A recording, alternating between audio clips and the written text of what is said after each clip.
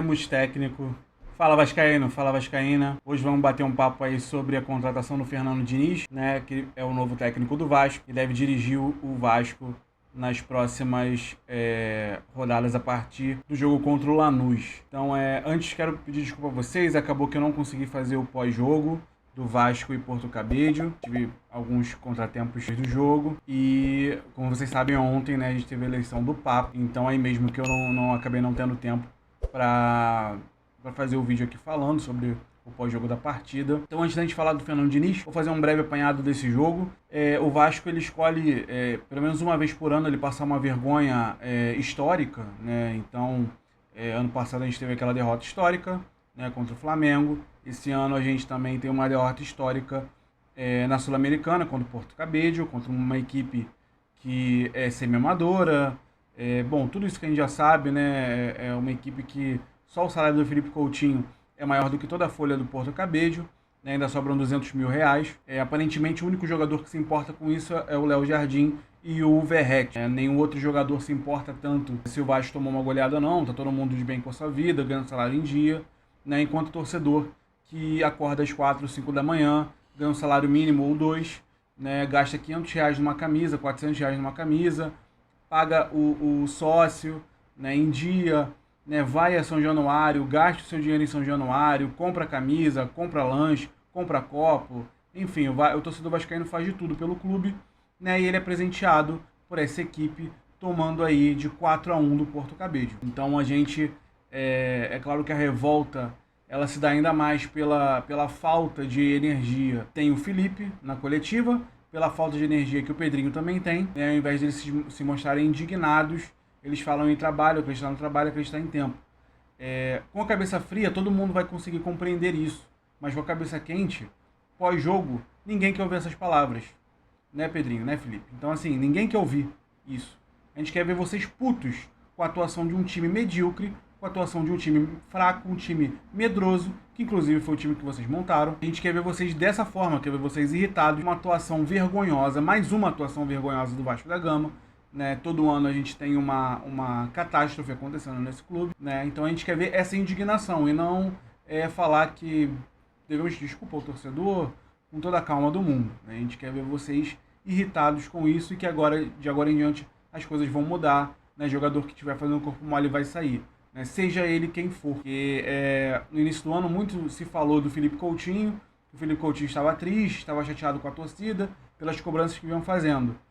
Mas é um jogador que entra desanimado, é um jogador que, quando erra o passe, ele briga com ele mesmo e fica fazendo uma birra em campo, irritado e desiste da jogada, não corre atrás, né? Então é um cara que só quer o passe na bola e não está desenvolvendo o que ele deveria estar desenvolvendo, né? Ele tem uma temporada melhor do que a do ano passado, isso é incontestável, porém é um jogador que desiste muito fácil em campo. Então, ao contrário do Verratti, por exemplo. Então, se a gente for botar alguém que é postulante postulante a se tornar, como se chama, ídolo no clube, seria ele, o Verratti, e não o Coutinho. Coutinho, apesar de ser cria do Vasco, não conquistou nada no profissional, né? O Verratti, apesar de também não conquistar nada, ele tem um espírito muito mais do Vasco do que o Felipe Coutinho, né, até o momento. Então, fica aqui esse apanhado breve do jogo contra o Porto Cabedelo, uma indignação, claro, mas que precisa ser falado, né, que a gente sempre é surpreendido com mais humilhações e mais humilhações na temporada. Bom, a partir de agora, o Vasco tem um técnico, né, finalmente, Fernando Diniz foi anunciado. Ele vai dirigir o time a partir do jogo contra o Lanús, esse jogo contra o Vitória, se não me engano, ele vai observar, e é o Felipe ainda com esse time. O Vasco ele não consegue fazer duas partidas boas seguidas. É uma incompetência que esse elenco tem. O Vasco ele não consegue desempenhar um bom papel em duas partidas seguidas. É impressionante. Talvez todos os clubes consigam 2 a 3 partidas jogando bem, mesmo sem resultado, mas eles conseguem.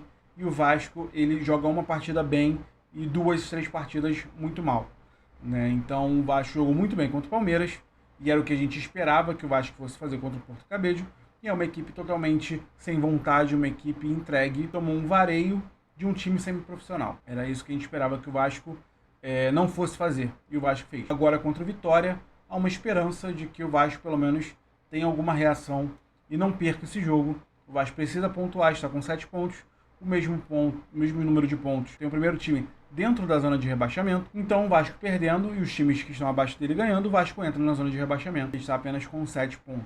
O Vitória é um adversário qualificado, muito mais qualificado do que o Porto Cabedelo.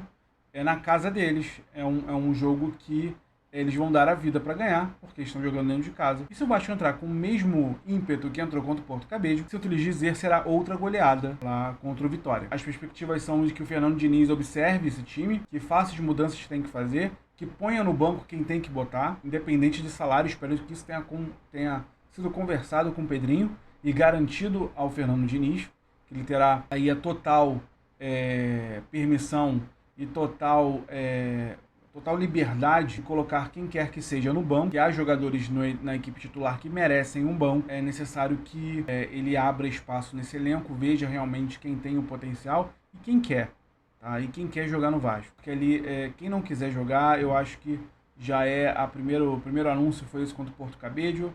Quem não quiser já vai preparando para uma possível transferência. Sei que a realidade do Vasco a realidade do Vasco financeira não é boa, mas antes alguém que queira vir, que queira jogar, do que um cara que ganha muito, que seja até bom jogador, mas não quer jogar. Não adianta nada o cara não querer jogar, tá ganhando ali em dia. Então eu espero que o Fernando Diniz tenha essa liberdade. A perspectiva é que o Vasco seja um time que tenha mais a posse de bola, seja um time que proponha mais, que tenha uma saída de bola desde o goleiro. Isso, para mim, me preocupa em alguns pontos. O Felipe tentou implementar isso em alguns desses 2 jogos. Não deu certo, né? E tanto é que o Vasco tomou um gol e o Hugo Moura fez um pênalti no jogador do Porto Cabedelo. Então, talvez não seja o Hugo Moura que tenha que sair com a bola. Talvez não seja o Hugo Moura que tenha que jogar ali nessa posição. Talvez tenha que ser outro jogador a fazer essa função. A meu ver, de volância, que tem qualidade para isso, é o Jair. Né? Talvez ele que tenha que fazer esse jogo, já que o Léo Jardim, infelizmente, não tem a qualidade nos pés para fazer isso. Não foi contratado também com essa intenção, mas o Fernando Diniz, ele gosta muito de jogar dessa forma, então ele tem que achar as soluções dentro do elenco, com o material humano que ele tem inicialmente, até a janela de transferência. Esperamos contra o Lanús uma vitória, tá? No caso, o Vitória no Campeonato Brasileiro. Eu, sinceramente, não espero que o Vasco ganhe, tá? Devido às péssimas atuações, devido ao último jogo. Eu não sei se o ânimo vai estar inflamado pela vinda do Fernando Diniz ou não, mas eu acho que um resultado será talvez um empate, ou então torcer para o Vasco perder de pouco, né? Como a gente fala algumas vezes, quando a gente espera que o Vasco vai jogar mal, ele joga bem. Quando a gente espera que o Vasco vai jogar bem, ele joga mal. O Vasco, na verdade, é um grande ponto de interrogação. A gente nunca sabe o que vai esperar desse time quando ele entra em campo. Esperamos que isso mude com o Fernando Diniz a partir dos próximos jogos, né?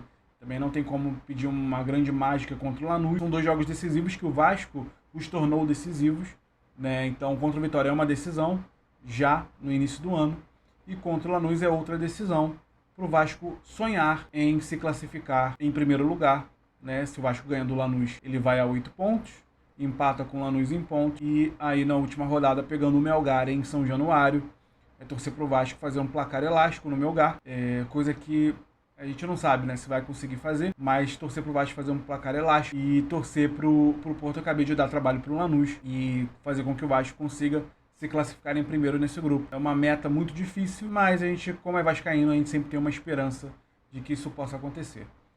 No Brasileirão, o Vasco precisa pontuar. O Vasco precisa pontuar desesperadamente para não se complicar já no início do ano, antes da pausa da Mundial de Clubes. Seria de extrema importância que o Vasco não ficasse na zona de rebaixamento do Mundial de Clubes, porque a pressão interna vai aumentar sem uma necessidade e vai aumentar uma pressão ao Fernando Diniz logo no início do trabalho, que não é ideal para nenhum treinador desempenhar um bom papel ao longo da sua trajetória em qualquer clube. Bom, então, no mais é isso. Diga aqui para mim o que você acha que vai ser esse Vasco do Fernando Diniz. Se vai ser o Fernando Diniz vai conseguir fazer algum sucesso, como foi no Fluminense na conquista da Libertadores. Se o Vasco vai conseguir ter um desempenho, pelo menos, honroso dentro das 4 linhas, tá bom? Mas é isso, grande abraço e sempre Vasco.